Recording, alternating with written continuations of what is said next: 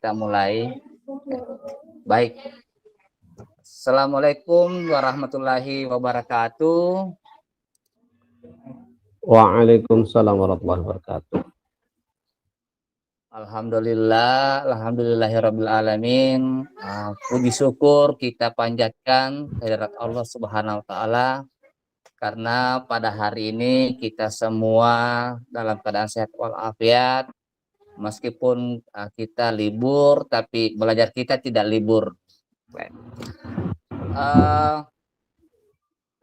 Baik, Bapak Ibu sekalian, selamat datang kami ucapkan terkhusus ke Kang Karyadi selaku narasumber pada siang hari ini untuk berbagi tentang bagaimana menggunakan hasil asesmen bakat minat itu dalam hal peminatan atau penjurusan siswa terkait dengan rencana lanjut setelah tamat SMA atau SMK.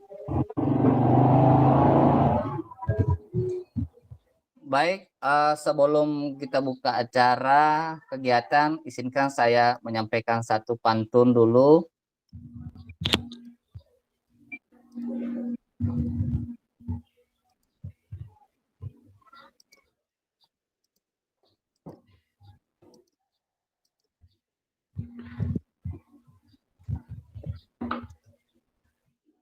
Kopi itu memang rasanya pahit, cakep. Tapi jika dicampur dengan gula atau madu, dia akan menjadi manis. Walaupun kita sibuk dengan liburan, dengan keluarga, tetapi belajar kita tetap ngegas ngopi bareng bersama MGBK SMK Sulawesi Selatan. Baik, Bapak Ibu sekalian, Bang Karyadi, dengan segala hormat kami persilahkan untuk menyampaikan materinya. Cek. Ya, baik, terima kasih Pak Munawir. Baik Bapak Ibu sekalian, teman-teman guru BK SMK se-Sulawesi Selatan ya. Bismillahirrahmanirrahim. Assalamualaikum warahmatullahi wabarakatuh. Waalaikumsalam warahmatullahi wabarakatuh. Warahmatullahi wabarakatuh. Bismillah, alhamdulillah, wassalatu wassalamu ala rasulillah Muhammad ibn Abdullah wa ala alihi wa sahbihi wa mawala ma ba'du. Semangat pagi, salam sejahtera untuk kita semua. Alhamdulillah pada hari Jumat penuh berkah ini di 29 Desember ya, menjelang akhir tahun, kita bisa bersilaturahim via virtual. Yang saya hormati sahabat saya, teman saya Bu Erti, kemudian Pak Munawir dan teman-teman guru BK ya dari Sulawesi Selatan, dan mungkin ada juga mungkin dari Bogor, saya kurang tahu, nanti mungkin ada yang gabung kayaknya ya dari Bogor. Jadi alhamdulillah hari ini bisa bersilaturahim, senang sekali. Saya ingat tahun 2018 saya pernah ke Makassar ya, pasti waktu itu ada kegiatan K13BK ya, waktu awal-awal sebelum kurikulum merdeka ya. Ya di akhir, tapi nggak lama ganti kurikulum ya. Ala kulihal kita tetap semangat menyongsong hal-hal perbaikan dan perubahan. Ibu bapak sekalian, mungkin saya akan share, namun sebelumnya saya akan share di chat ya terkait dengan link bahan diskusi kita. Mungkin kalau Bapak Ibu yang membuka Padlet ya silahkan hari ini silahkan bergabung ya untuk bisa mengisi Padlet ya, bisa ya. Digunakan Padlet ya Bapak Ibu. Oke, nah sudah sampai linknya. Nah, ya, kita bermain sudah ya. Kita bermain-main aja dulu lah, karena di sini saya yakin ini banyak para pembelajar sejati ini, luar biasa ya. Jadi saya akan share screen dulu ya. Oke, screen.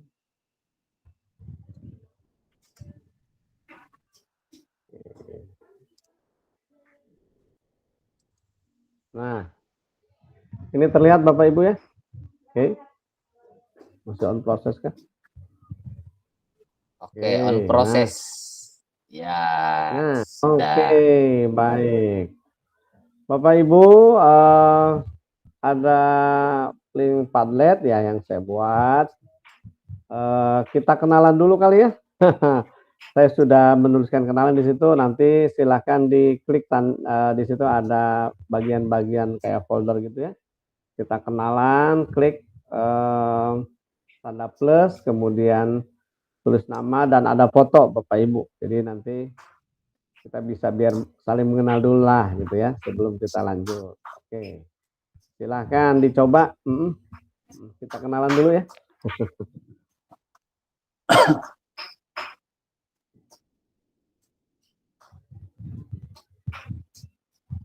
Ya, kita kenalan. Apakah sudah ada yang masuk? Oke.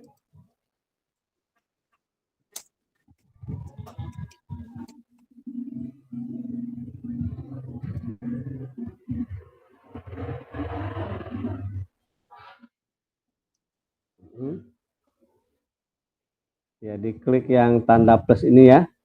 Tambahkan postingan. Nanti silahkan cari foto yang bagus. Yang menurut ibu bapak bisa diinikan. Sudah adakah yang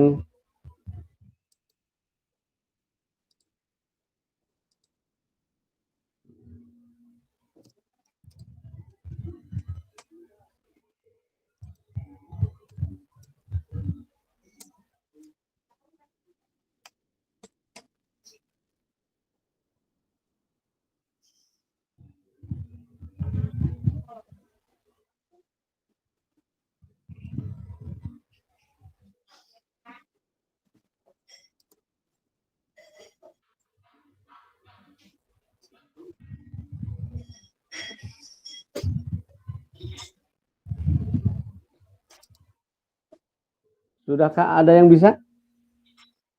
Yang klik kenalan itu? Kayaknya belum ya. Ada kesulitankah Bapak Ibu? Mungkin jaringan, Mas.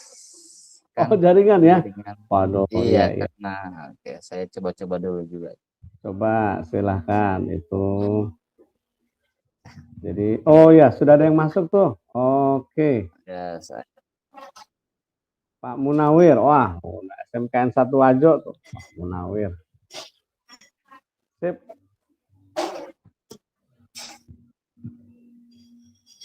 Adakah lagi yang mau kenalan?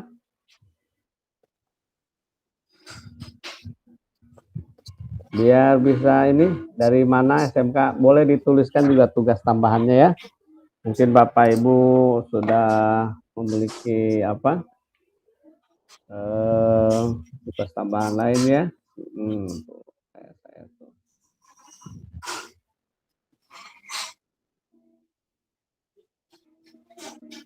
Silakan Bapak Ibu, kita bermain-main. Oke. Pak Munawir, sudah? Yang lainnya, halo? Adakah? Yang bisa ini lagi? Atau memang pada pakai HP ya? Kalau pakai HP bisa nggak? Bisa kan ya sebetulnya pakai HP? Bisa. Cuma bisa, ini ya? biasa lalot. Ya. Lalot ya? Oke. Ya, jadi memang sebelum kita nanti lanjut membicarakan tentang rencana tindak lanjut, asesmen bakat minat, kita kenalan dulu. Oke. Nah, kemudian Bapak Ibu setelah kenalan, bisa Bapak Ibu tambahkan, oke. Klik, nanti itu ada survei ya, ada 3 survei. Bapak Ibu silakan mengisi survei. Cek. Papa. Ya. Papa. Apa, Me? Ya. Nah, ini ada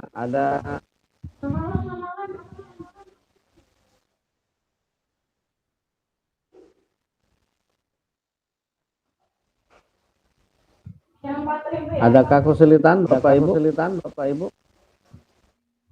Ada survei juga yang saya bikin. Kan Bapak Ibu jawab, ada 3, sudahkah Bapak Ibu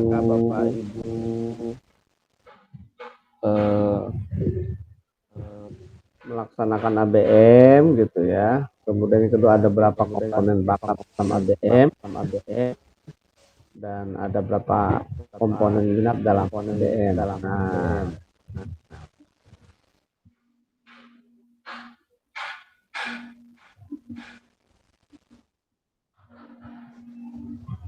ya. Silakan surveinya diisi juga. Oke, salam kenal juga dari Bu Bunia ya. Oke. Kemudian Bu Pedi, oke. Bu Erni, wah. Pak Ince ya, Pak Ince Nurmat. Tangkep. Oke, sip. Terima kasih yang sudah kenalan. Kemudian Bapak Ibu sebelum lanjut lagi kita Pak Munawir di ini ya suaranya. Bocor. Oke.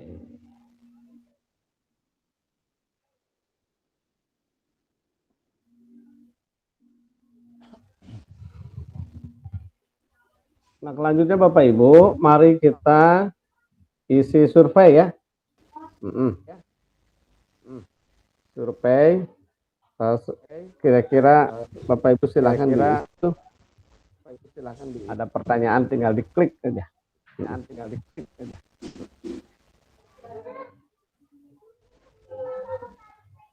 Ya.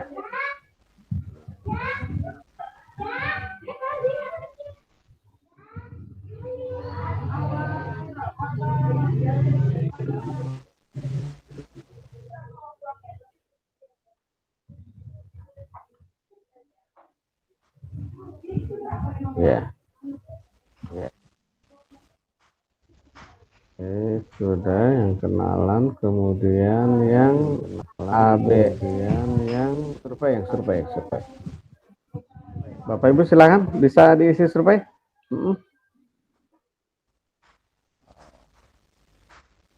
Ini kan di kolom chat, Feby dia bertanya ini, jika belum tahu tentang ABM, dilanjut jawab pertanyaan atau gimana? Oh iya. Jika belum tahu, lanjut jawab pertanyaan selanjutnya ya. Lanjut aja. Nggak apa-apa.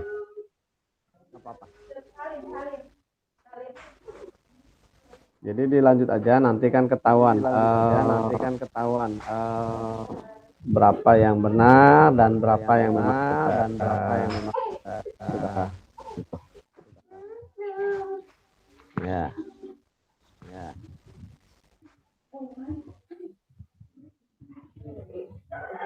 Assessment itu bisa macam-macam ya. Ya mungkin kalau di sini yang dimaksud Pak Munawir ini ya ABM yang Kemdikbud bukan ya? Kemdikbud ya.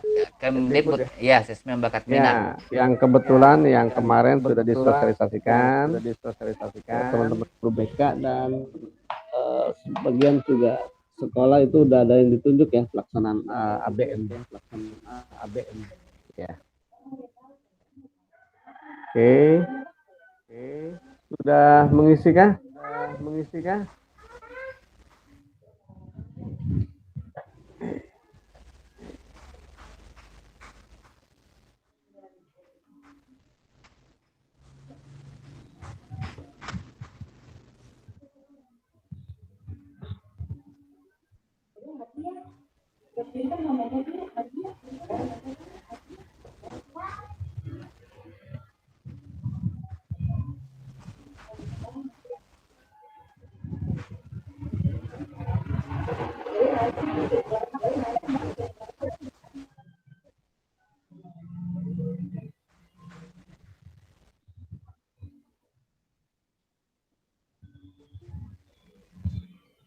Oke, oke.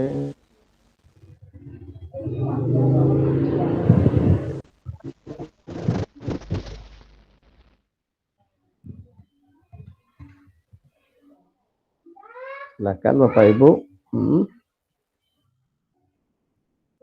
Kalau berarti kendala sinyal lagi mungkin ya? Berarti kendala.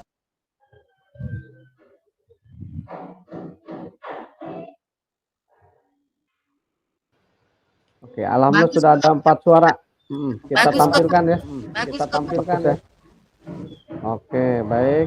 Kita cek dari Mas Suara ya. Yang sudah 40%, yang belum 60%. Oke.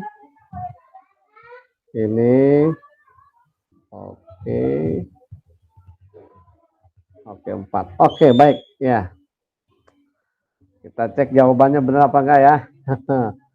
Yang pertama yang sudah melaksanakan ABM 40%. Oke, berarti sebagian besar belum ya, belum mendapatkan atau melaksanakan ABM.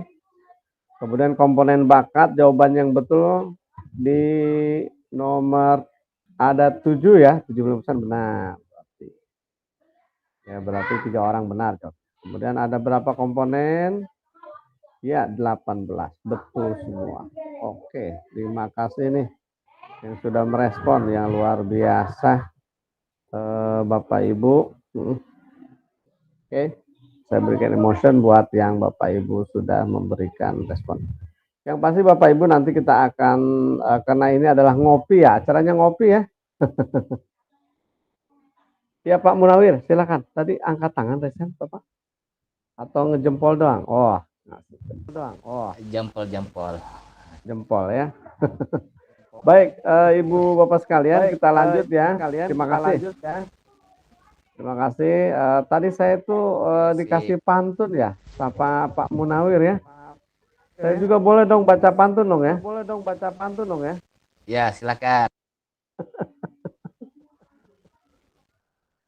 Singgah sebentar di rumah Basir, meminta tomat dan pepaya. Untuk Anda yang telah hadir, salam hormat dari saya. Salam hormat. Meminta baik. Baik, selanjutnya saya tutup dulu ya. Yang ini stop sharingnya. Kita nanti lanjut lagi Padletnya ya. Berarti kita akan lanjut ke yang bahan PPT yang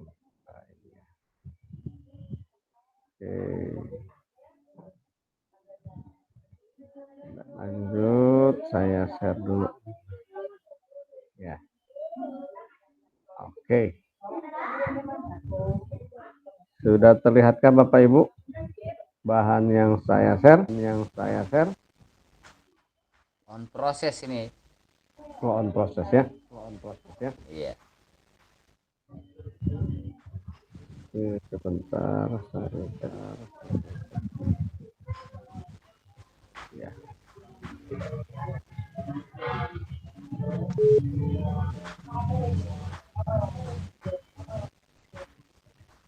Oke, saya ulangi lagi.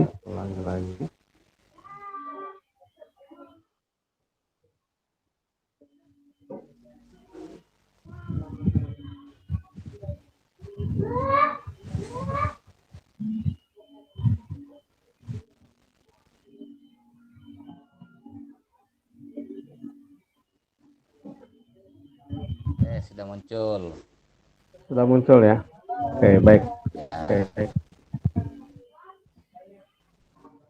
Ya, baik Bapak Ibu sekalian,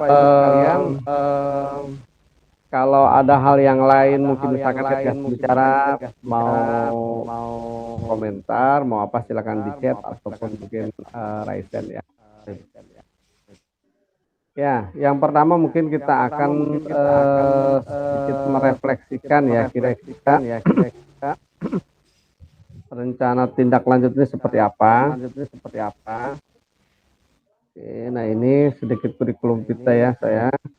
Saya sebetulnya dengan Bu Eri dan Pak Munawir ini sama-sama teman di MGBK Indonesia ya, dan kebetulan memang di wilayah masing-masing juga kita menjadi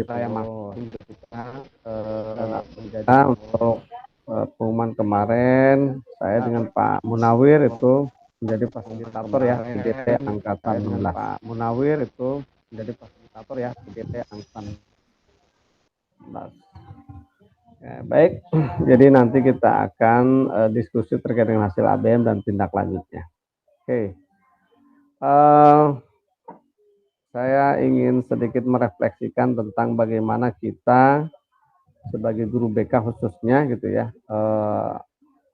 harus memiliki cara memberikan layanan ya, atau bahasa umumnya mengajar dengan cara-cara yang berbeda.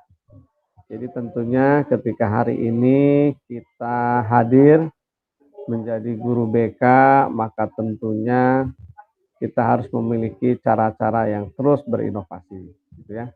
Kalau on the way, ya, apabila kita mengajar sesuatu hari dengan cara yang kita belajar kemarin, maka kita sama dengan merampok masa depan.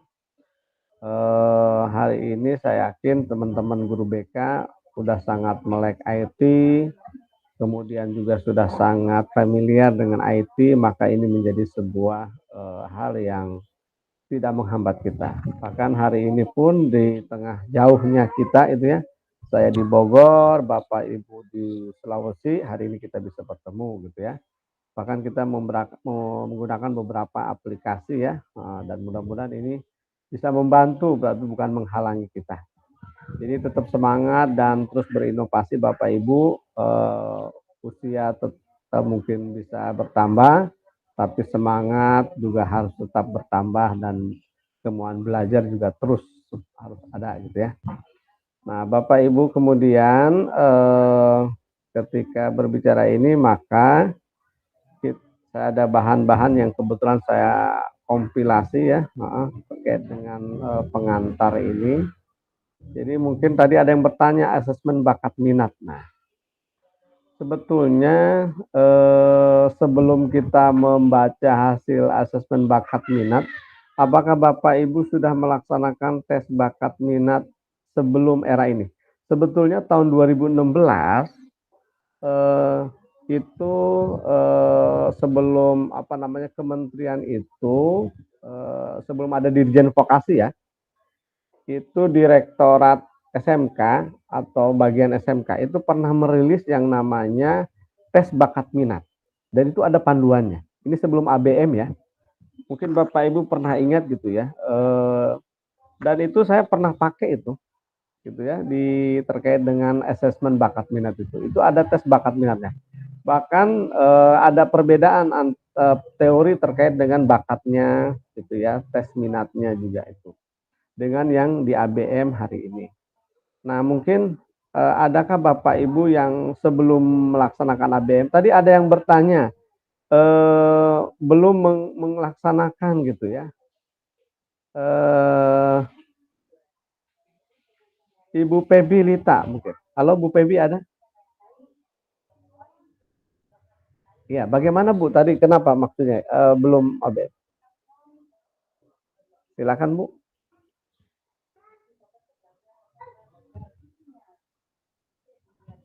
Suara Bu Pebi belum kedengaran? Oh putus-putus ya? Putus-putus Oh, kan? Iya ya. Baik. Iya. Itu kan sebelum ada ABM yang dari Kemdikbud, melaksanakan psikotes. Oke, baik. Melaksanakan psikotes. Psikotesnya apa jenis ininya Bu? Di TPA-nya apakah menggunakan multiple intelligence atau teori apa kira-kira? Silakan di chat nggak apa-apa. Ya, sebetulnya pada dasarnya psikotes atau tes potensi akademik atau itu kan berbagai macam jenis ya, apalagi perkembangan teori itu juga banyak. Oke, pihak ketiga. Sip. Ya, kalau yang pihak ketiga itu lembaga sertifikasi yang khusus guru BK biasanya itu sertifikatnya dari Malang ya. Yang dari Malang itu biasanya beberapa instansi juga ada yang menggunakan itu. Pada dasarnya ya itu adalah tes bakat yang semua orang juga bisa mendapatkan itu dan bisa menggunakan berbagai macam jenis. Jadi pada dasarnya sama ya. Oke. Kemudian kalau kita melihat, kita refleksi kembali bahwasannya yang namanya anak itu adalah unik. Mereka memiliki bakat, minat, dan potensi yang berbeda. Dan tentunya kita diminta untuk membimbing dan didik sesuai dengan keunikan. Jadi saya ingat terkait dengan kalau sebagai seorang muslim gitu ya, bahwasanya kita harus memahami itu dalam surat Al-Qur'an itu manusia itu memiliki cetakannya gitu ya. Nah, istilahnya cetakan gitu ya. Nah, cetakan ini itu adalah keunikan. Mereka itu pada dasar sudah. Jadi saya masih dalam hal mungkin kaitannya dengan keunikan ini, maka sebetulnya Allah Subhanahu wa taala memang sudah mempersiapkan manusia itu memiliki cetakan-cetakannya, istilah bahasa Indonesianya cetakannya gitu ya. Jadi kalau berbicara tentang cetakan ini sebetulnya ini dalam surat nanti saya akan share. Jadi ada beberapa tokoh yang menggemangkan gitu ya, bahwasannya kaitan dengan cetakan manusia ini itulah yang menjadi keunikan manusia. Makanya ibu bapak ya kalau bicara keunikan ini sudah sesuatu yang tidak perlu kita pertanyakan kembali. Makanya menyamaratakan siswa kita itu sebetulnya sesuatu yang harus dilihat dari sudut pandang mana dulu, untuk apa dulu gitu.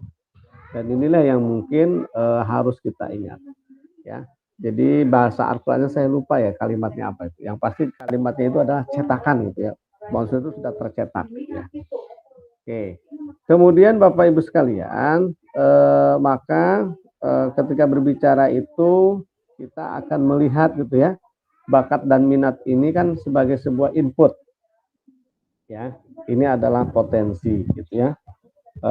Kita bisa melihat bakatnya, minatnya. Nah, ini yang mungkin kita harus bedakan ya, bakat yang minat ini ya seperti apa. Karena kita berada di lingkup SMK, maka jelas berbicara input ini maka akan menghasilkan yang namanya proses pembelajaran. Proses pembelajaran inilah ini yang akan menghasilkan sebuah yang namanya output gitu ya. Jadi Bapak Ibu sekalian, output SMK itu sekali lagi tidak lepas dari konsep BMW, bekerja, wirausaha, dan melanjutkan. 3 konsep inilah sebetulnya yang harus kita siapkan. Jadi sebuah keunikan di SMK dengan SMA adalah ketika teman-teman kita di SMA, mereka bisa sangat leluasa gitu ya, mengolah siswanya untuk bisa melanjutkan studi. Itu sudah sangat jelas pasti. Tapi ketika berbicara di SMK, maka berbicara bekerja, itu ada unit lain. Misalkan ada BKK, gitu ya, bursa kerja khusus, di mana itu di bawah bidang Hubinmas gitu ya. Kalau selama ini mungkin bimbingan konseling berada di koordinasi kesiswaan, kadang juga ketika berbicara untuk nilai rapot kita harus koordinasi dengan yang namanya kurikulum terkait dengan nilai-nilai atau hasil asesmen sumatif gitu. Dan ini kan lintas gitu ya. Jadi output di SMK itu lebih beragam dan akhirnya gaya layanan BK di SMA dan SMK itu memiliki perbedaan gitu ya. Apalagi mungkin kalau Bapak Ibu bicara tentang kewirausahaan, ada istilah SPW ya, Sekolah Pendidikan Usaha. Mungkin Bapak Ibu ada yang sekolahnya sudah ditetapkan menjadi SPW. Dulu sempat ya di melalui kementerian itu ada beberapa SMK ditetapkan menjadi sekolah SPW. Adakah di room ini atau di Sulawesi yang sekolahnya sudah menjalankan? Bapak Ibu, di sekolah Pak Munawir, apakah ada SPW-nya? SPW. Kalau di sekolah saya itu gimana? Ada Pak Munawir? SPW, istilah SPW mungkin di sekolah apakah ini? Kan kalau pembelajaran udah jelas ya, itu ada yang namanya di kalau pembelajaran PKK. Mata pelajaran PKK ya, itu kan biasanya termasuk ke dalam pembelajaran di kompetensi keahlian. Nah, biasanya di PKK inilah kegiatan dan kewirausahaan akan digulirkan. Nah, itu Bapak Ibu sekalian. Jadi memang berbicara tentang yang namanya Oke, Pak Syahrudin, sip. Apakah di Pak Syahrudin, di sekolah Pak Syahrudin sudah ada ditetapkan ada SPW-nya gitu? Pak Syahrudin? Tadi saya googling aja Pak, belum. Oh, googling. Oh, baik. Terima kasih. Sudah googling. Jadi memang contoh di sekolah saya itu ada bagian unit gitu ya. Ada unit yang namanya koordinator SPW. Jadi ada koordinator bimbingan konseling, dia yang mengurusi kuliah gitu ya, peminatan perkuliahan. Kemudian ada yang koordinator SPW, itu adalah sekolah pencetak usaha, itu yang ditugaskan untuk ngurusin kegiatan-kegiatan kewirausahaan, kolaborasi dengan guru-guru PKK. Kegiatannya itu melalui yang namanya market day gitu ya, market day. Nah, kemudian ketika berbicara bekerja, maka di SMK itu ada yang namanya koordinator atau ketua bursa kerja khusus, yang itu sebetulnya koordinasinya dengan dinas tenaga kerja gitu, Disnaker kabupaten atau kota ya. Jadi sebetulnya SMK itu lintas koordinasinya untuk bicara bekerja, koordinasi dengan Disnaker karena kaitan dengan kegiatan job fair, kegiatan terkait dengan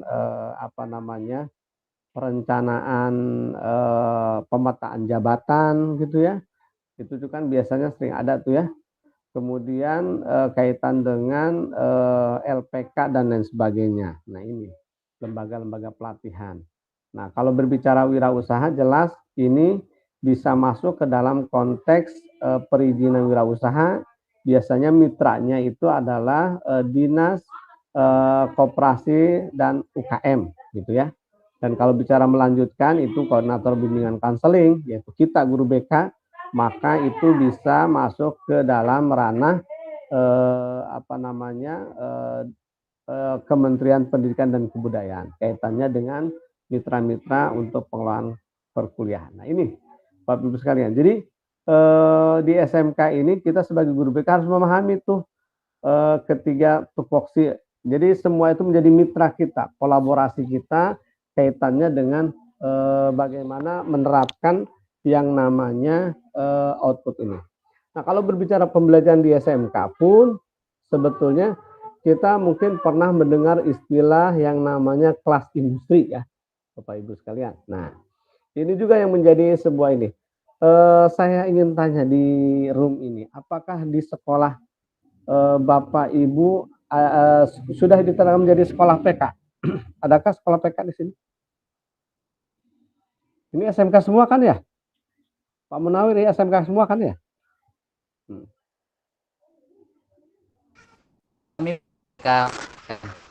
Ya, baik. Apakah ada yang sudah menjadi sekolah SMK PK? Boleh chat, silakan. Atau boleh ini. Nah. Ya. Sebetulnya di SMK PK itu ada salah satu hal yang menjadi pembeda gitu ya. Jadi kalau mungkin ada istilah kelas unggulan mungkin di SMA, kalau di SMK itu ada kelas industri gitu. Nah, kelas industri inilah sebetulnya pembelajaran yang link and match gitu ya. Ini prosesnya kaitan dengan ketika melaksanakan kelas industri, maka sekolah sudah melakukan yang namanya joint program, yaitu sebuah MOU. Di sana ada sinkronisasi kurikulum, ya, ada pembelajaran di industri yang diadopsi melalui pembelajaran di sekolah. Jadi kelas industri itu biasanya contoh jurusan di tempat saya teknik pengelasan, maka mitra industrinya adalah PT Komatsu. Nah, di PT Komatsu inilah sebetulnya ada yang namanya sinkronisasi kurikulum. Jadi nanti ada guru tamu ke sekolah ngajar, kemudian guru-guru juga ada yang belajar ke industri, ya berapa hari melaksanakan upskilling dan lain sebagainya, maka disitulah proses pembelajaran di kelas industri. Dari mulai proses input, kemudian bahkan ketika proses PPDB itu biasanya dilakukan yang namanya ada assessment gitu ya. Ya, kalau saya sih pernah melaksanakan yang namanya assessment itu minta assessment dari industri. Misalkan PT Komatsu membuat sebuah assessment untuk menyeleksi kelas industri.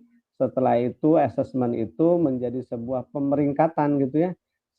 Kalau kuota peserta didik yang diterima 72, yang daftar 200 berarti sisanya nggak masuk berdasarkan dari kuota itu. Jadi kaitan dengan pembelajaran di SMK memang uniknya itu adalah ketika dari mulai proses PPDB-nya itu ada assessment-nya, kemudian sinkronisasi kurikulumnya sudah dengan industri, kemudian setelah itu mereka akan yang namanya melaksanakan dari mulai PKL itu di industri pasangan tersebut, lalu ada kegiatan rekrutmen melalui program pemagangan atau karyawan. Jadi keunikan itu sebetulnya ini yang mungkin mau tidak mau peran guru BK ketika dari mulai proses input ini ya, bakat minat ini bisa kita terapkan ya melalui jenis asesmen yang mungkin beragam seperti tadi ada yang dibilang pihak ketiga atau mungkin kita memiliki model John Holland ya, yaitu metode Riasek ya, itu juga bisa digunakan, atau mungkin tes TPA ringan yang itu bisa menjadi salah satu, atau kemudian kembali kepada industri pasangan di jurusan kompetensi itu. Nah, oh Bu Pak Ince ya sudah PK, very good, thank you. Nah jadi disitulah Ibu Bapak sekalian, apalagi kalau yang sudah PK, oh kalau udah PK itu luar biasa tuh ya. Jadi ibaratnya tuh pembelajaran itu selain memang disupport dananya juga terkait dengan mitra dari mulai proses awal sampai akhir. Maka jelas nanti tuh sebetulnya salah satu hal yang berbeda dengan SMA adalah anak-anak kita itu nanti yang terseleksi dari mulai proses input, kemudian pembelajaran di kelas industrinya bagi yang sudah kelas industri, maka sampai rekrutmen pun juga menjadi hal yang sudah pasti. Dan inilah salah satu keunikan yang berbeda dengan SMA ya Bapak Ibu sekalian. Makanya biasanya kalau layanan BK dua anak SMA itu, kalau saya gitu ya, menyarankan ketika dia memang yakin dengan dunia kerja, biasanya ketika bekerja mereka sambil kuliah gitu ya. Jadi kerja sambil kuliah gitu. Jadi pilihan itulah sebetulnya yang mungkin kayaknya banyak. Kalau bicara langsung kuliah, kayaknya tergantung karakteristik jurusan. Jadi sebetulnya saya yakin nih, Bapak Ibu coba dianalisis kira-kira di jurusan Bapak Ibu itu di SMK itu ada yang memang mayoritas pengen bekerja, ada yang memang pengen kuliah, karena ternyata karakteristik perjurusan juga menentukan gitu ya, menentukan anak pengen pilihan karir kemana tuh, kemana dulu gitu ya.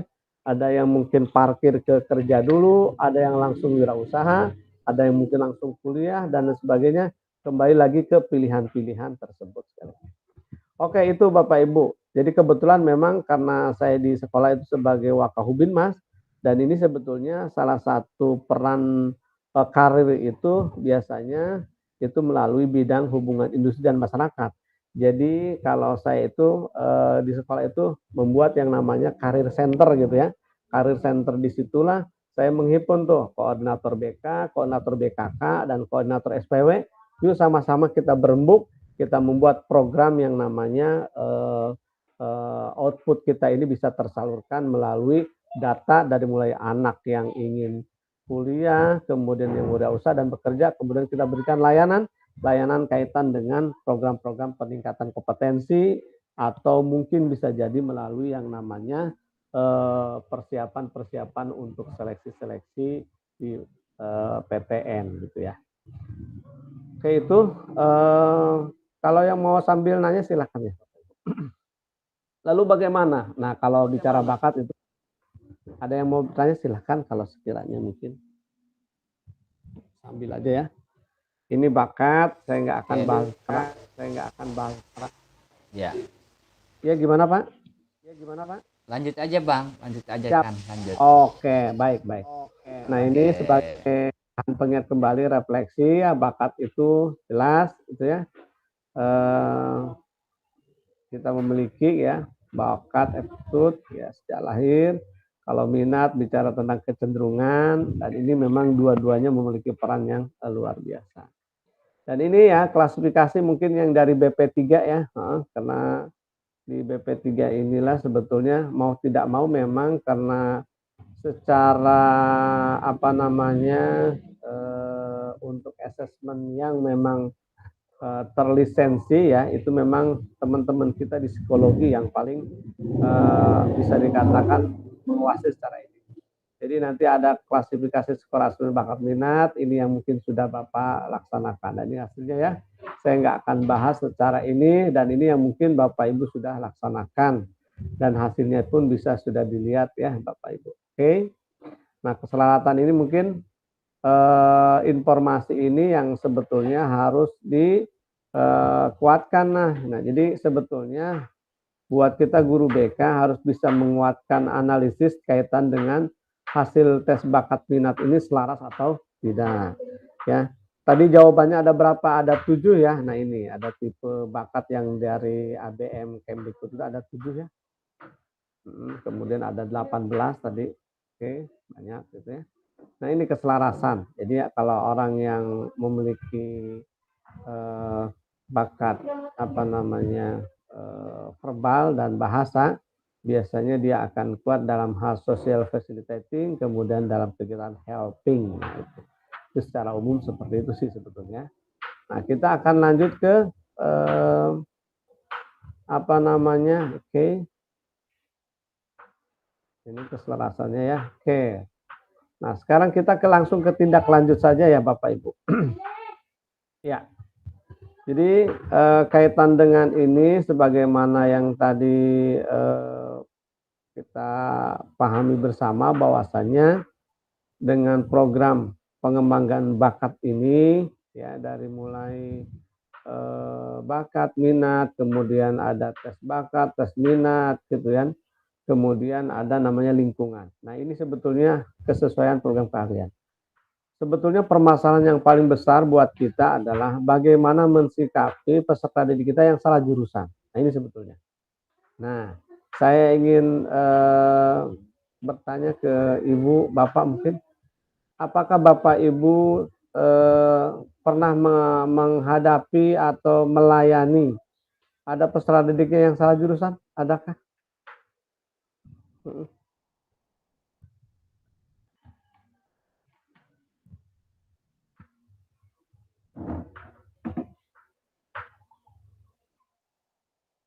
Oke.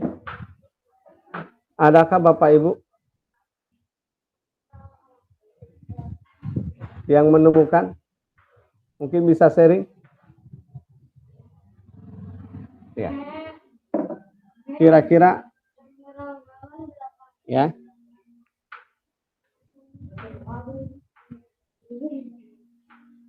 Halo. Oke. Kalau bisa chat. Ya kan, lanjut. Ya, lanjut. Oke.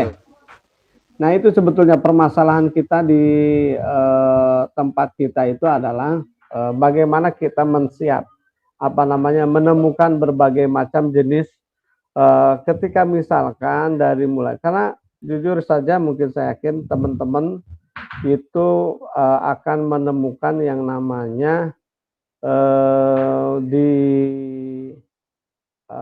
kondisi lingkungan ya, pertemanan itu banyak menentukan, mempengaruhi dalam hal pemilihan program keahlian.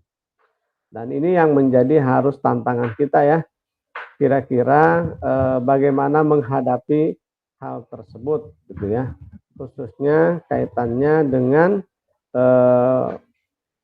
ketika nanti akan ada yang namanya masalah gitu ya.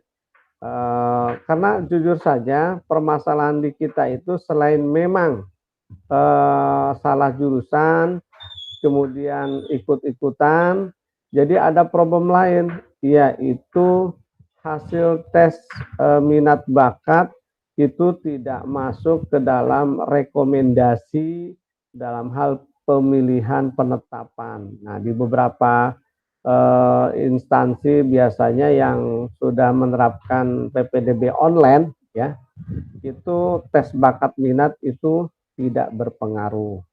Jadi mereka itu penjurusan itu kan ketika PPDB kan mereka milih jurusan. Setelah kita analisis hasil bakat minatnya, lah kok berbeda gitu. Nah ini yang mungkin banyak sekali. Nanti kita akan diskusi. Baik Bapak Ibu. Kemudian lalu bagaimana kira-kira dari pengembangan bakat ini, ya yang pasti pengembangan dari hasil ini adalah bagaimana bekerja dan wirausaha pun menjadi salah satu memang strategi di SMK sebetulnya Bapak Ibu. Nah kira-kira bagaimana Bapak Ibu pengembangan bakat minat atau tindak lanjut ini? Maka sebetulnya yang mungkin harus kita laksanakan kurang lebih 4 kegiatan. Ada yang namanya kegiatan kurikuler, ada co-kurikuler, ada ekstrakurikuler, ada non-kurikuler. Nah ini pengembangan ini. Jadi pengembangan inilah sebetulnya yang akan kita tindak lanjuti kira-kira dari hasil tes bakat minat ini, apakah Bapak Ibu gitu ya akan membuat yang namanya rekomendasi gitu ya. Contoh yang sederhana ketika misalkan asesmen gaya belajar misalkan. Apakah Bapak Ibu sudah memberikan ke wali kelas atau pihak-pihak terkait. Kemudian hasil bakat minat ini karena memang juga terbatas, apakah ini juga akan diberikan gitu ya kepada pihak terkait untuk diberikan rekomendasi dan diberikan sebuah yang namanya follow up gitu ya. Karena memang kegiatan ini, aktivitas pengembangan ini ketika bicara ABM maka lebih banyak berperan di kurikuler adalah melalui kurikulum gitu ya, melalui kurikulum lah sebetulnya pengembangan itu bisa kita laksanakan. Nah, kemudian ada melalui co-kurikuler. Masih ingat mungkin Ibu Bapak ya istilah-istilah ini mungkin bagaimana kaitannya ini dari hasil bakat ini kalau secara sederhana gitu ya Bapak Ibu nanti rekomendasi kira-kira kalau mungkin di SMA paling cocok itu kan pilihan mapel ya, pilihan mapel. Nah, pilihan mapel sebetulnya yang paling cocok. Hanya saja untuk di SMK yang memang sudah jelas jurusannya gitu ya, maka untuk pilihan pelajaran itu bisa jadi mungkin penguatannya nanti Bapak Ibu bagi yang sudah memiliki yang namanya udah melaksanakan kurikulum mereka itu di kelas 11, 12 itu ada yang namanya mapel pilihan. Nah, mapel pilihan. Jadi di kurikuler itulah sebetulnya nanti kita melihat koordinasi dengan guru-guru kira-kira anak ini direkomendasikan untuk memilih mapel pilihan apa gitu.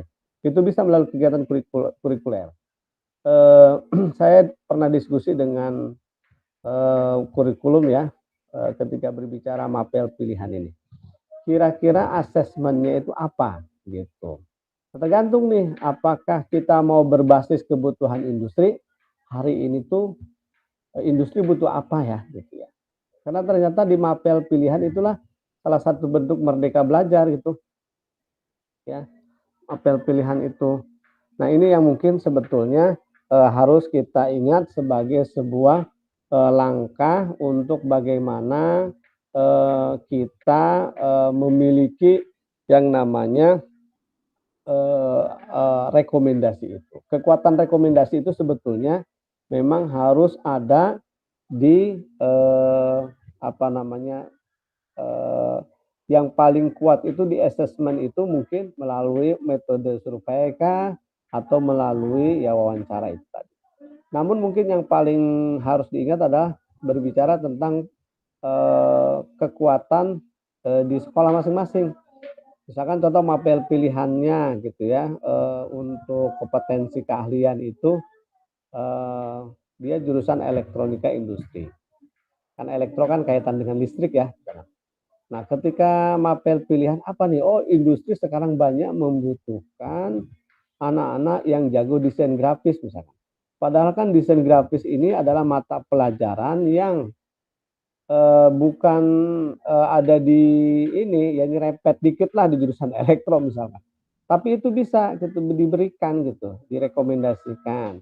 Nah, disitulah sebetulnya peran guru BK selain memang ada analisis dari kurikulum ke industri, juga guru BK ini harus memberikan rekomendasi anak ini cocoknya apa, atau memberikan masukan dari hasil grand design itu kepada apa namanya kurikulum, Pak, mata pelajaran pilihan ini harus pelajaran ini, dan itu nanti disesuaikan dengan SDM-nya. Karena ketika berbicara rekomendasi guru A tapi gurunya nggak ada, kan itu sulit lagi ya Bapak Ibu, karena ternyata untuk kemampuan bahasa misalkan dibutuhkan di daerah Sulawesi itu harus bisa bahasa Mandarin misalkan, mata pelajaran pilihannya misalkan. Kira-kira ada nggak tuh gurunya gitu? Jangan-jangan harus ini lagi apa namanya sulit lagi mencari guru. Nah itu juga. Nah untuk kokurikulernya ya ini dekat dengan kegiatan-kegiatan yang mungkin bisa Bapak kolaborasikan. Nah, ekstrakurikuler yang paling sederhana ya Bapak Ibu bisa rekomendasi anak ini untuk proses pemilihan ekstrakurikuler, dan itu silahkan untuk Bapak Ibu untuk membuat itu mungkin. Mungkin demikian Bapak Ibu sekalian. Nah, yang pasti dari proses aktivitas pengembangan ini apa nih yang mungkin bisa gitu ya. Kalau bicara non kurikuler apa nih? Nah, ini berbicara non kurikuler, inilah apa yang mungkin bisa dikatakan layanan-layanan yang bisa kita berikan. Kalau saya sih sebetulnya merekomendasikan untuk non kurikuler ini, ketika anak ini memiliki ini, kita berikan sebuah informasi untuk mengikuti kegiatan-kegiatan pelatihan, untuk mengikuti kegiatan-kegiatan yang sifatnya peningkatan kompetensi anak tersebut. Atau kalau berbicara tentang anak ini sudah jelas nih, maka kita rekomendasikan nih anak ini pemetaan untuk rekomendasi peningkatan kompetensi itu bisa melalui apa? Karena ternyata Bapak Ibu sebetulnya banyak gitu ya kegiatan-kegiatan pelatihan yang bisa kita rekomendasikan. Kemarin saya sempat diskusi dengan forum lembaga pelatihan vokasi ya, itu sudah ada itu di beberapa wilayah di tingkat DPC kabupaten kota itu biasanya ada. Itu mereka melakukan yang namanya menjalankan proyek-proyek pelatihan gratis gitu ya, itu dari kementerian, itu dananya ada itu ya. Mungkin kalau bahasa pemerintah mungkin bisa juga ada prakerja mungkin di sana ya, tapi ini juga pelatihan-pelatihan ini sebenarnya banyak sekali gitu. Jadi kuotanya atau paketnya, bahasa mereka itu paket itu ada. Dan ini saya yakin bisa menjadi area pengembangan sebetulnya untuk kita. Mungkin sebetulnya tinggal kita petakan saja pengembangan aktivitas follow up dari hasil tes ini mau kemana dulu gitu ya, kaitannya dengan layanan-layanan yang bisa kita berikan. Kalau secara kegiatan kita secara umum gitu ya, saya yakin teman-teman layanan BK itu kan banyak strateginya ya, dari mulai layanan dasarnya gitu ya, dan itu kan bisa kita masuk di sana ya, layanan dasar, layanan responsif, layanan perencanaan individual, peminatan gitu ya, dan dukungan sistem. Dari 4 hal itu sudah menjadi ruh lah, kalau menurut saya sudah nggak usah harus dibahas kembali, tapi kita bisa jadikan itu menjadi strategi ini mau dilaksanakan di mana. Secara umum begitu ya Bapak Ibu.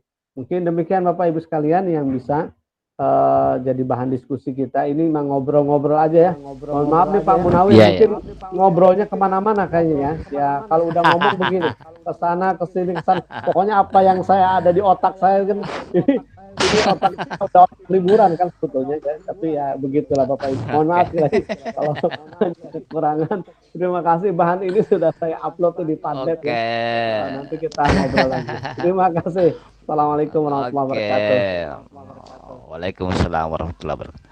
Baik, teman-teman, jadi Pak Karyadi sudah menjelaskan tadi bagaimana menggunakan hasil asesmen bakat minat dalam hal peminatan perencanaan karir murid kita di sekolah. Saya kira apa yang disampaikan Pak Karyadi memang ya, kalau guru kan sebenarnya butuh liburan, tapi liburannya guru kan belajar.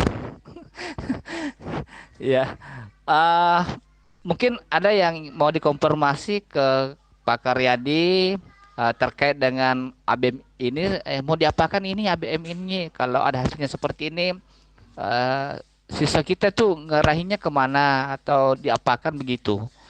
Bapak Ibu, mungkin silakan ada yang mau bertanya di raise hand ya.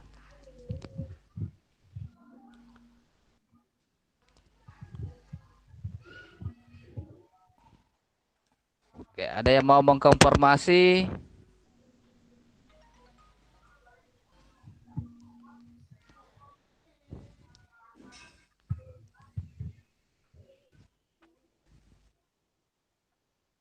Ya, kalau enggak kita nulis di Padlet aja ya. Oke, Boleh, boleh. saya share di Padlet. Silakan di ini kembali saya share kembali ya linknya. Oke. Biar Sambil ya, sambil ngisi Padlet bisa juga di kolom chat ada sesuatu yang mau ditanyakan, silahkan dikonfirmasi. ya. Linknya ya Padlet.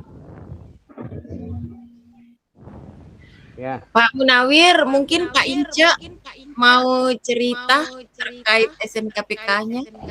Nah, Oh, bisa juga. Mana Pak Inca? Sambil Ya. kita tunggu anu ya. Ya. Sambil menunggu ini di Padlet itu ada ngupi bareng, jadi silakan diklik tanda plusnya. Mau mendiskusikan apa ya? Kira-kira mau statement, mau bertanya, mau apa silakan. Nah, itu tinggal diklik di sini ya. Nah, nanti klik nama, kemudian komentarnya atau apa. Ngopi bareng.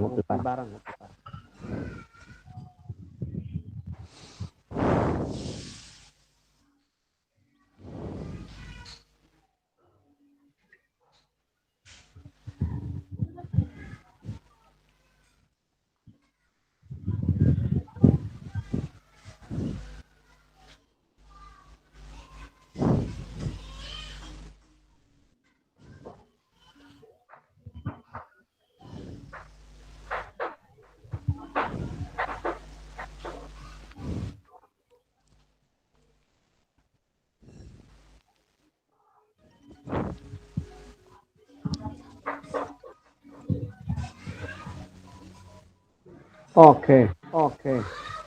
Nah, Bu Erni sudah memberikan komentar ya. Oke. Sip.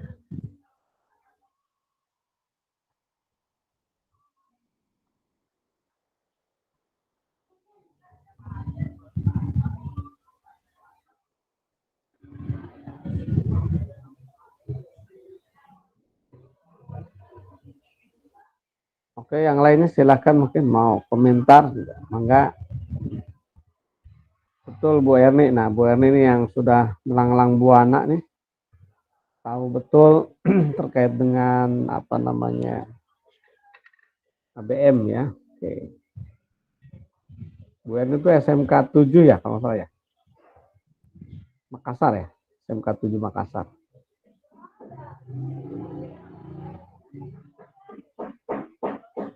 Iya, betul, Pak. SMK 7. Ini banyak teman-teman ya. Bapak Ibu silahkan mau tanya-tanya, boleh. Pak Ince mau cerita terkait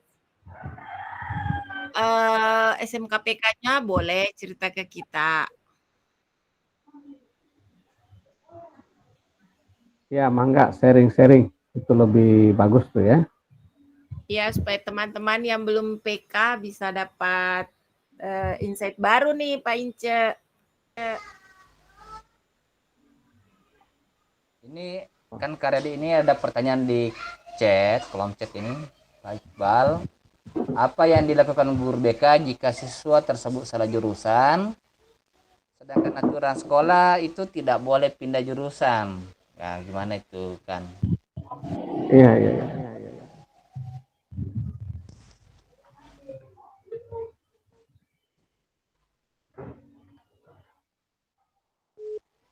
Oke, baik. Kasih nih Pak Iqbal ya.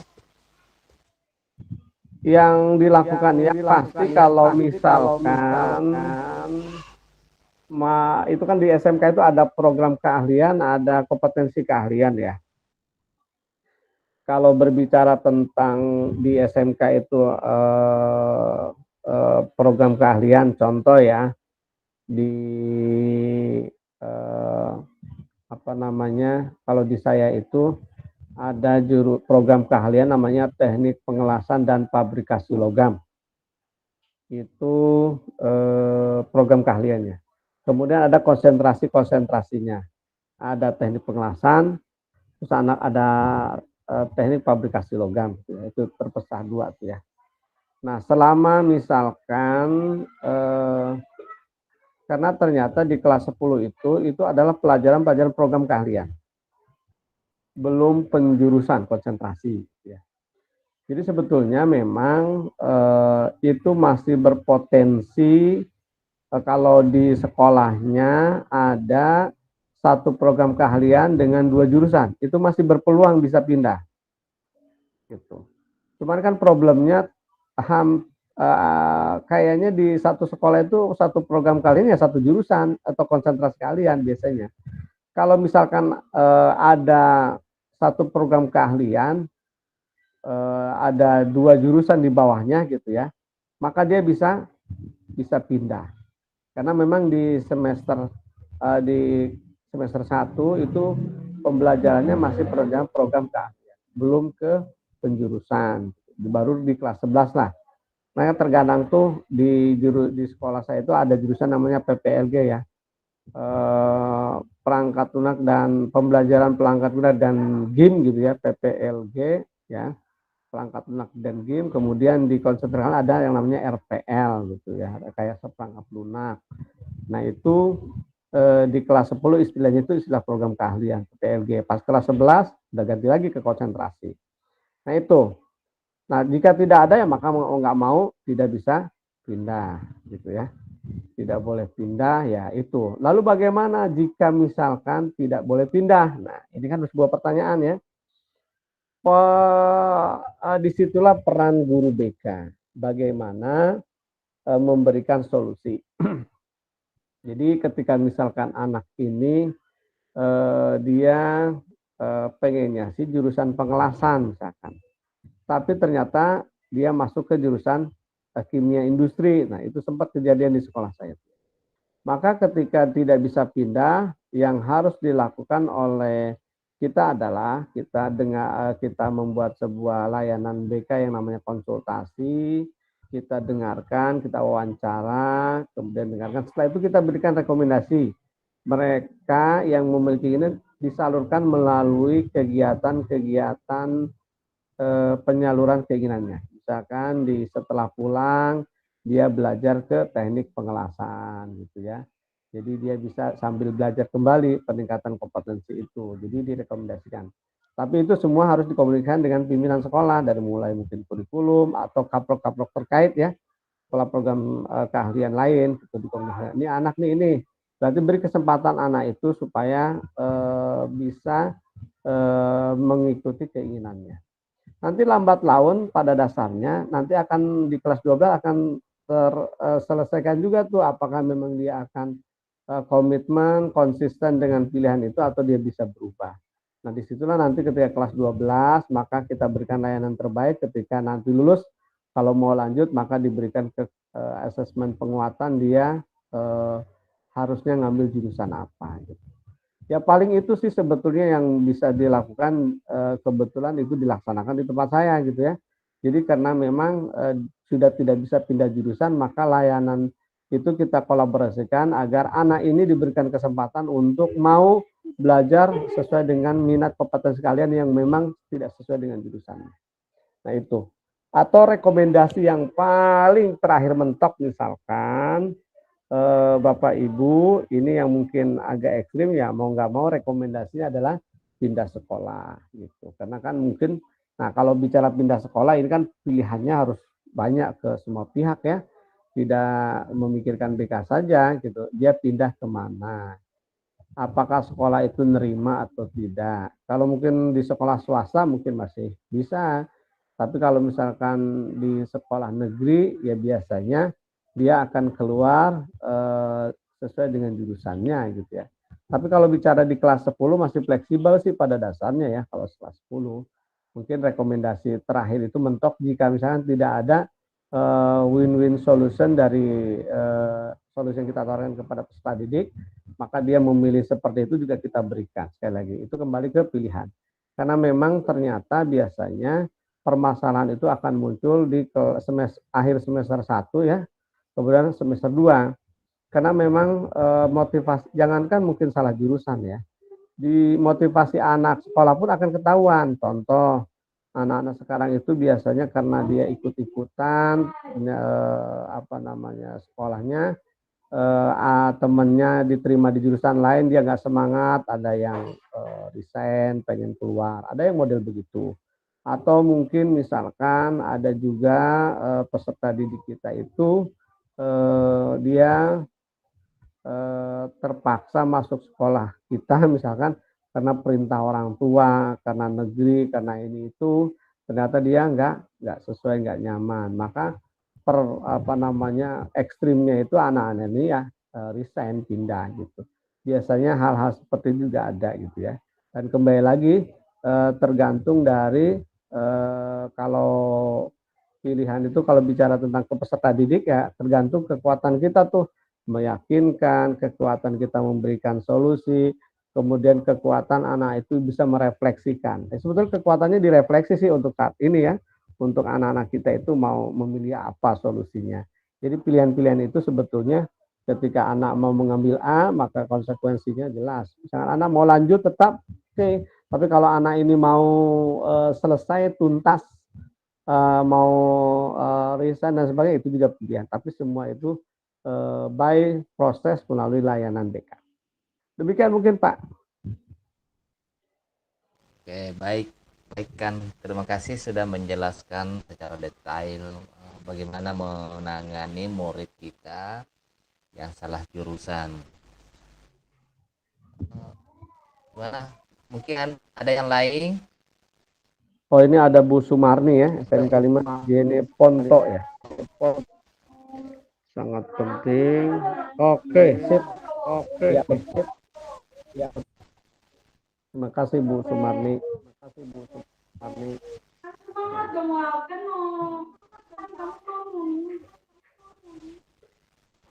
Bapak Ibu yang lain bisa memberi pertanyaan, komentar, masukan, atau berbagi tentang bagaimana membuat rencana tindak lanjut terkait dengan ABM.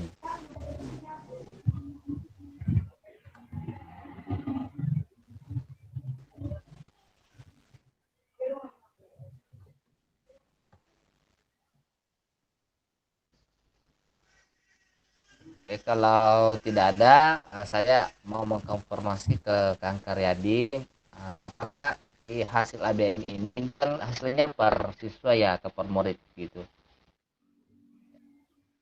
Yap. Oke. Di bagian bakat itu kan tidak tergambar di situ dia cocok jurusan apa, cuma dia tergambarnya di bagian minatnya. Apakah itu bisa dijadikan salah satu cara untuk menentukan kalau dia mau jurusan apa yang cocok, kalau dia mau bekerja pekerjaan apa yang cocok? Iya. Baik. Kalau dari ABM yang ada,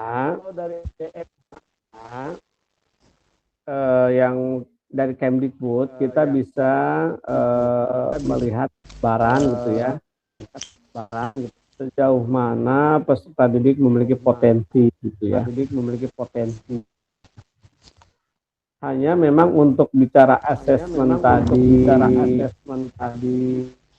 dia nanti bekerja, kuliah, maupun berwirausaha, maka itu sebetulnya lebih kepada pilihan asesmen lain gitu. Jadi kalau misalkan melihat hasil tes bakat minat yang asesmen itu, kan kita bisa melihat ada keselarasan bakat minatnya. Maka sebetulnya anak-anak kita ini nanti bisa tergambarkan. Contoh, misalkan ketika anak kita memiliki bakat di bidang bahasa verbal, kemudian minatnya social facilitating dan helping, maka ketika anak ini bekerja, maka kira-kira tipe jenis pekerjaan apa yang cocok dengan bakat minat itu. Jadi rekomendasinya di situ. Jadi nanti kita tanyakan, kamu dengan bakat minat ini, dengan bakat potensi bakat minat kamu ini seperti ini, kamu akan kerja di mana? Kita tanya dulu ya melalui ini. Nah, kita juga harus punya tuh mungkin profil pekerjaan yang memang cocok dengan tipikal itu. Sebetulnya ada tes kepribadian yang model MBTI ya. Mungkin teman-teman di situ tergambar tuh kalau yang model MBTI itu karakteristik kepribadian, nanti akan ada rekomendasi jenis pekerjaan dan partner dan sebagainya. Jadi memang pilihan ketika SMK BMW itu adalah dengan potensi yang dia miliki dari hasil bakat minat ini, nanti kita tawarkan, kamu kalau mau kuliah berarti cocoknya jurusan ini, gitu ya, yang cocok ini. Kemudian kalau mau berwirausaha, wirausaha apa tuh yang sesuai dengan bakat minat? Karena memang potensi dari hasil bakat minat inilah sebetulnya bisa menjadi dasar dia untuk pengembangan karir melalui ranah mana dulu, apakah mau kuliahkah atau langsung bekerja gitu ya. Jadi ke ranah seperti itu gitu ya. Jadi memang terkait dengan asesmen anak ini mau bekerja, kuliah dan wirausaha itu pilihannya tetap di anak itu gitu ya. Jadi gambaran dari hasil bakat minat ini sebetulnya lebih kepada menjadi dasar dia kalau nanti rekomendasi layanan kita ke siswa itu, oh ya kalau nanti ditanya dia cocok nih untuk kuliah di jurusan apa nih di bidang-bidangnya, oh ya ini ya sesuai dengan karakteristik ya. Nah, seperti itu mungkin Pak Munawir. Oke, terima kasih banyak. Kan sudah menjelaskan secara detail dan serta dengan contoh. Saya kira kita sepaham bahwa hasil tes bakat minat ini sebagai dasar kita untuk membantu siswa atau murid kita menentukan arah pilihan hidupnya setelah tamat.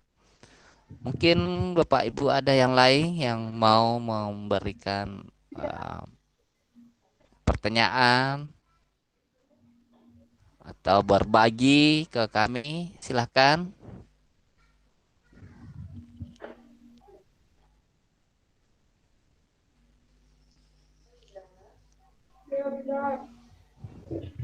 Oke. Ya, silakan Bapak Ibu. Ya. Ya, mumpung ada kesempatan untuk berbagi, karena terus terang kegiatan ini berangkat dari keresahan teman-teman di guru BK di di SMK Sulawesi Selatan tentang bagaimana memanfaatkan hasil ABM. Jadi saya berharap teman-teman, Bapak Ibu silakan konfirmasi atau ada yang kesulitan, bingung mau diapakan hasil ABM ini. Bagaimana menggunakan ABM ini terkait dengan layanan BK di sekolah.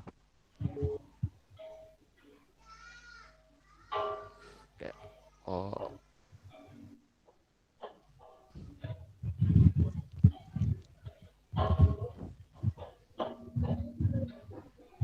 Ya, ternyata hari ini banyak teman yang jaringannya melek ya, tidak bagus.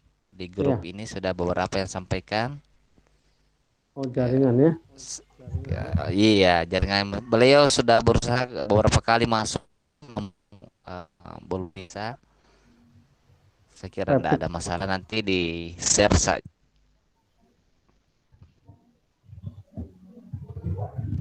Iya, iya. Oke. Ya, di Padlet pun silakan kalau sekiranya memang tidak bisa langsung komen, bisa melalui di Padlet ya. Jadi Pak Munawir, dari hasil survei itu bisa dilihat ternyata kan ada yang belum tuh ya menggunakan ABM. Jadi nanti mungkin ABM ini yang dari Kemdikbud kan memang nggak semuanya ya. Ya, Ya. Oke, jadi memang nggak semuanya enggak. belum mendapat.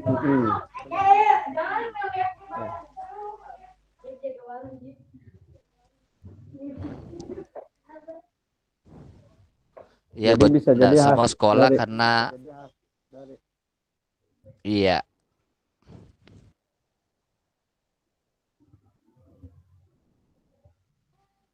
ya. Jadi yang bisa dilaksanakan adalah untuk jenis ABM itu silakan Bapak Ibu menggunakan yang namanya asesmen bakat yang lain sebetulnya. Itu juga banyak kok yang free maupun yang mungkin bisa diolah melalui beberapa platform-platform yang memang bisa kita dapatkan. Jadi tidak mesti harus menunggu bakat minat itu dari Kemendikbud ya. Kalau dari Kemendikbud kan udah jelas tuh melalui sistemnya itu dari kurikulum, kemudian biasanya juga melalui yang namanya apa operator ya, operator sekolah. Kaitannya dengan Lingdapodik gitu kan. Itu kan ABM yang dari Kemendikbud kan seperti itu. Jadi saya kira teman-teman silakan untuk memanfaatkan khususnya karena memang saya lihat kan ini berarti next gitu Pak Munawir itu bisa didiskusikan kira-kira asesmen apa saja ABM yang bisa digunakan, apakah mungkin kalau pihak ketiga udah jelas ya bayar. Nah, tapi ada juga yang mungkin bisa melalui platform yang lain gitu. Tidak mesti harus menunggu Kemdikbud. Karena memang guru BK harus memahami berbagai macam jenis assessment. Yang paling sederhana kan untuk tes minat bisa menggunakan teorinya John Holland ya, yang ada 6 tipe minat. Ya, Triasek ya. Ya betul biasa. Oke. Ya betul Pak Ince ya. Oke. Pak Ince silakan bicara Pak Ince. Ini guru muda. Masya Allah. Guru muda, guru madya, guru pertama ya. Oke, silakan ada Pak yang mau Ince. disampaikan Pak Ince.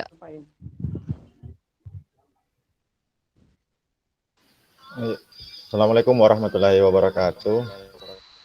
Waalaikumsalam. Waalaikumsalam. Pertama-tama saya ucapkan terima kasih atas materi atau diskusi yang sudah diinisiasi oleh MGBK SMK tingkat Provinsi Sulawesi Selatan untuk Ibu Erni Marlina, untuk Pak Munawir dan seluruh pengurus, dan khusus untuk kepada Bapak Karyadi pemateri kita pada hari ini. Saya ucapkan terima kasih banyak Pak atas webinar kita pada pagi hari ini meskipun libur. Mantap ya Pak. Saya baru dapat layarnya itu tadi malam. Tiba-tiba aja. Saya juga hampir lupa ini. Tapi saya lupa jam berapa ya. Jadi saya lihat HP tadi, oh ternyata 9:30 ya kalau di Sulawesi Selatan. 9:30. Oh ya, begini Pak. Mungkin ke asesmennya saja begini. Di modul 2 minggu yang lalu itu kalau tidak salah ada dari Kemdikbudristek, Ibu Nona Poro, Pak Sugiarta, Dr. Sugiarta, dan satu orang saya lupa itu ada sosialisasi modul bakat minat untuk pemilihan kompetensi keahlian dan ekstrakurikuler. Ibu Nona Poro itu memaparkan ya tesnya itu ada untuk bakatnya itu Riasek punya Holland, dan untuk minat itu saya lupa satu milik siapa ya, Garner kalau tidak salah itu. Nah. Kalau minat John Holland ya, Riasek. Iya. Minat. Nah, yang saya mau tanyakan Pak, karena di modul itu bisa pakai pihak ketiga dan bisa guru BK yang menyusun sendiri itu asesmennya. Ya. Apa yang saya tanyakan di situ, apakah memang bisa? Karena kita ini kan guru BK bukan berdasar dari dasarnya psikologi. Apakah memang kita bisa membuat asesmen itu dan menerapkannya ke siswa, serta interpretasinya nanti kan kita pasti panggil ujung-ujungnya kita undang orang tua untuk memaparkan bahwa anak bapak ibu ini cocoknya di jurusan ini dan eskul ini gitu. Iya, mungkin itu saja dari saya, Pak. Makasih. Baik, terima kasih. Luar biasa ya, Pak Ince ya pertanyaannya. Jadi betul Pak. Jadi sebetulnya apa yang disampaikan itu mempermudah fungsi guru BK melaksanakan layanan. Kalau bicara pihak ketiga pasti kaitan dengan dana ya. Iya, betul Pak. Dan itu panjang prosedurnya melalui manajemen sekolah dan per orang hitungannya kan. Iya, betul. Sebetulnya yang paling sederhana kalau saya di sekolah, saya kebetulan menjadi guru BK, itu menggunakan beberapa platform yang memang bisa kita gunakan secara gratis gitu ya. Yang mungkin bisa kita lakukan adalah contoh ya, saya menggunakan tes model Riasek ya, itu saya gunakan platform gratis Aku Pintar gitu ya. Di Aku Pintar itu bisa, bahkan kita bisa bikin grup per kelasnya, jadi di situ ada hasilnya Pak, hasilnya gitu. Atau mungkin biasanya karena sekarang dengan era digital begitu sangat mudahnya kita akses, bisa juga melalui yang namanya tes Riasek model dari platform Potensia gitu ya. Jadi nanti saya kasih contoh nih ya Pak. Saya close dulu yang ini. Saya kebetulan lagi utak-atik ini.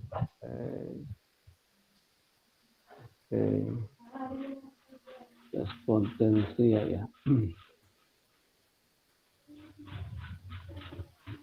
Ya.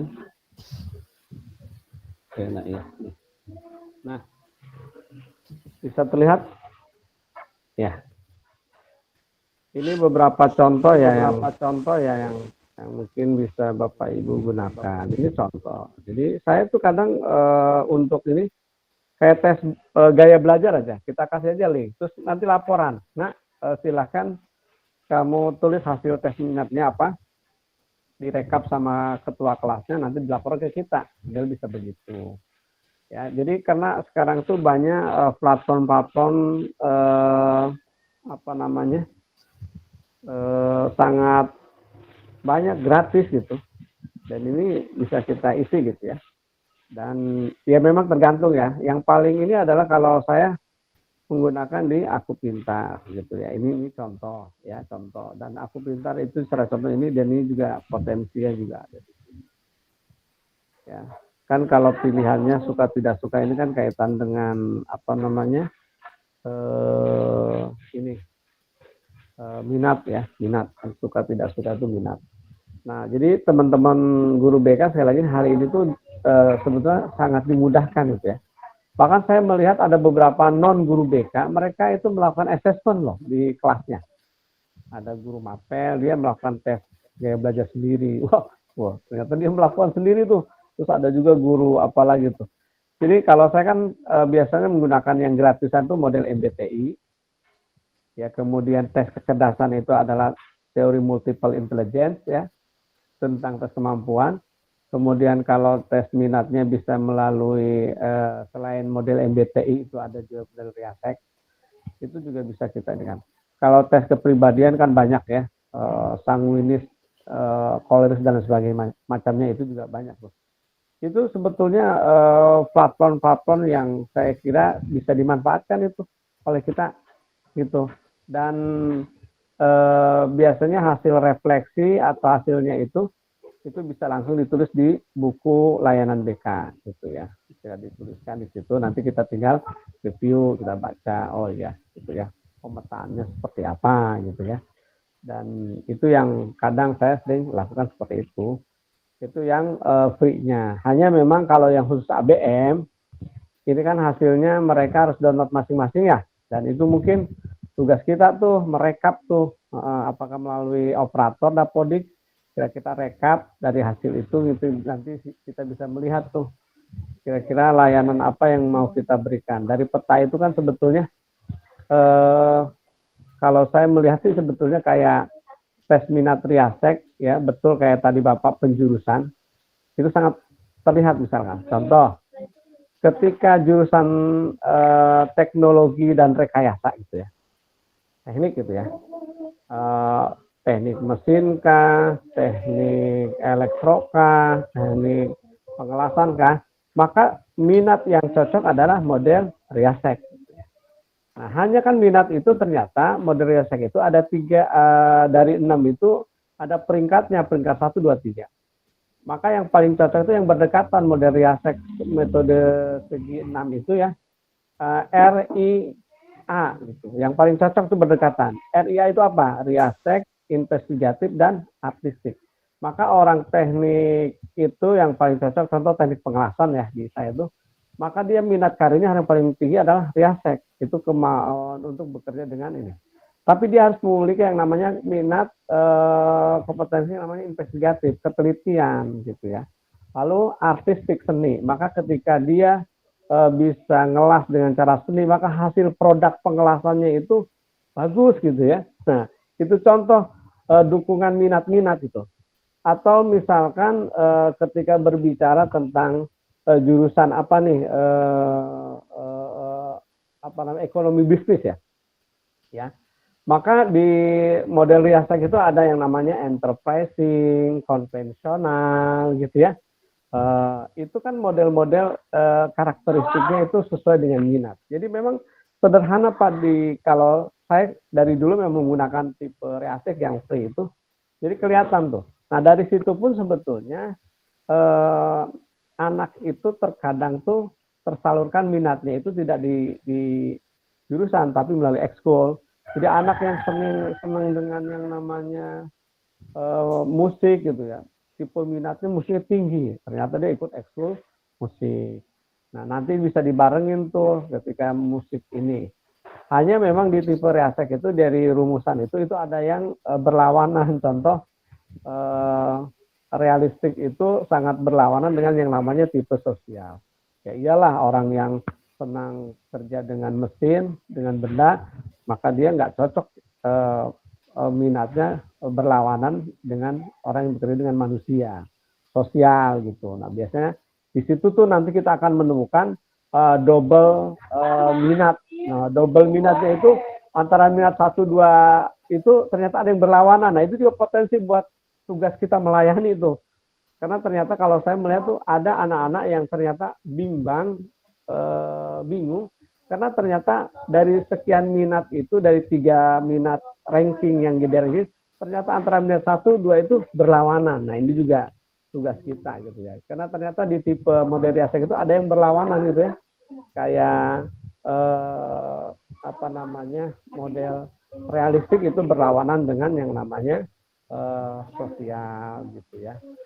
Investigatif kaitannya dengan enterprising gitu. Orang investigatif kan teliti gitu ya, berpikir dulu bertindak. Sedang orang enterprising bertindak dulu baru berpikir. Itu kan sesuatu yang sifatnya tuh saling berlawanan lah gitu. Dan ini kita juga perlu tahu betul. Jadi tipikal ini. Apalagi kalau yang paling unik itu kita menggunakan model MBTI misalkan ya. Model MBTI ini bisa menjadi salah satu membuat kita tahu betul nih rekan yang cocoknya seperti apa gitu ya. Kemudian mitranya, sampai ada tuh analisisnya di situ. Dan sekarang gampang banget kok sebetulnya. Yang penting asal kita ngulik aja di layanan platform gratis itu ya, tinggal di Google tes kepribadian ini banyak itu. Jadi kita tinggal minta hasil analisis anak-anak, tinggal dicatat, udah beres gitu ya. Dan itu membantu kita. Gitu. Dan kita tinggal rekap. Oh ya, rekapnya ini, hasil tesnya ini. Gitu ya. Demikian mungkin Pak Ince ya, terima kasih ya sharingnya juga ya. Oh ya Pak, makasih banyak atas penyampaian. Terima kasih banyak Dinda Ince. Pak Karya, jadi saya sepakat bahwa instrumen bakat minat itu sudah banyak yang tersedia di platform media online yang free dan yang berbayar. Sekarang ditentukan oleh Bapak Ibu yang mana mau digunakan. Atau bisa juga manual ya. Oke, kalau terkendala waktu sebenarnya sudah berpati ini kan, tapi saya kira itu tidak mengurangi nilai dalam kegiatan pada siang hari ini menjelang Jumatan. Bapak Ibu sekalian, sekiranya masih ada yang mau dikonfirmasi, silakan dikonfirmasi di grup, ditanyakan di grup. Untuk sesi akhir ini saya persilakan ke Kang Karyadi untuk menyampaikan closing statement sebelum kita tutup. Silakan Kang. Baik, ya terima kasih Pak Munawir. Teman-teman sekalian, yang harus diingat oleh kita adalah kekuatan kita sebagai guru BK adalah di asesmen. Ya, jadi bahkan di kurikulum Merdeka itu asesmen menjadi prioritas, bahkan menjadi hal yang utama ya. Tidak hanya dilakukan oleh guru BK, tapi juga untuk semua guru gitu. Maka kita tentunya harus menguasai, kemudian juga mengetahui asesmen yang kira-kira bisa kita manfaatkan, kita maksimalkan untuk pelayanan BK. Jadi hari ini silahkan kita cari informasi sebanyak mungkin, karena jenis asesmen itu banyak. Sekali lagi ya, dari mulai yang pemerintah rekomendasikan, kemudian dari beberapa platform yang berikan juga banyak. Tugas kita adalah kita tetapkan apa yang memang mau kita cari dari peserta didik. Gambaran apa, kemudian harapan apa yang kita inginkan dari peserta didik, yang mungkin bisa dijabarkan melalui asesmen kita miliki. Silahkan kumpulkan rekap dari berbagai macam jenis asesmen itu, gitu ya. Nah, hanya mungkin dari hasil asesmen itu kita penting adalah follow up-nya. Karena sebetulnya tugas yang paling berat ada di tindak lanjut, bukan masalah asesmennya. Saya yakin kalau tes mah gampang ya Pak Munawir. Kita share linknya cepat. Nah, udah terisi. Rekapnya ada. Ya, jadi ketika rekapnya ada, mau diapain di data? Nah, itu yang terpenting. Data ini harus kita follow up, tindak lanjuti apa? Ya sebetulnya ketika kita guru BK, kita punya strategi layanan BK yang banyak di situ. Ya sudah kita gunakan, mau di follow up melalui layanan pribadi kah, sosial kah, ya, atau melalui kegiatan individu, kelompok, silahkan gitu ya. Yang terpenting adalah bagaimana follow up itu ya kita berikan. Dan yang paling terpenting adalah selain follow up adalah kolaborasinya, karena ternyata hasil-hasil asesmen itu juga perlu dikolaborasi dengan pihak terkait. Jangan sampai kita bekerja sendiri, nggak terkoordinir, kemudian karena ternyata Bapak Ibu kegiatan assessment itu termasuk salah satu instrumen dalam akreditasi, dalam hal penilaian kepala sekolah, dalam hal penilaian akreditasi yang lainnya lah. Itu saya sering menemukan. Jadi tolong siapkan data itu. Nanti biasanya di PKKS sering ditanya, BK ada assessment nggak? Gitu ya. Selain bullying ya, bullying itu pasti itu sering ditanya. Bullying, jadi itu ini harus ada datanya. Melaksanakan assessment itu ada. Jangan sampai nanti kita tidak ada bukti, kita tidak ada hasil dari yang namanya assessment itu. Jadi dokumen-dokumen ini nanti akan banyak dimanfaatkan selain memang dimanfaatkan juga untuk proses penilaian kinerja instansi kita. Demikian mungkin yang bisa saya sampaikan Pak Munawir. Terima kasih dan mohon maaf kalau sekiranya saya tidak maksimal melaksanakan kegiatan ini karena memang ya tadi Pak Munawir jiwa saya sebagian udah liburan gitu ya, apa dia saya harus diskusikan. Jadi aduh mohon maaf ya sih, untungnya yang penting kita ngobrol aja dulu lah gitu ya. Teman-teman juga luar biasa. Terima kasih. Oke, baik kan Karyadi. Teman-teman, terima kasih kami ucapkan ke Karyadi sudah memanfaatkan waktu liburnya ke jalan yang benar, yaitu berbagi ilmu ke teman-teman terkait dengan ABM. Sebagai rasa hormat, saya ingin membacakan dulu riwayat beliau. Beliau adalah Sekjen PB MGBK Indonesia periode 2022-2025. Oke. Sekaligus Ketua MGBK di Kabupaten Bogor. Sampai sekarang pengembangan diri dia adalah fasilitator pendidikan guru penggerak angkatan ke-16, dosen praktisi program praktisi mengajar kampus di UIK Bogor, prodi BKIP dengan mata kuliah evaluasi dan supervisi BK. Baru-baru ini beliau lulus fasilitator. Mudah-mudahan cepat bertugas. Amin. Oke. Baik, Bapak Ibu sekalian, saya kira itu dulu yang menjadi ngopi kita pada siang ini menjelang Jumat. Ngopinya campur-campur, ada yang campur susu, ada yang campur madu, ada yang campur jahe. Jadi persoalan arah pembicaraan nggak ada masalah, yang penting kita happy ya. Happy. Oke, ngopi.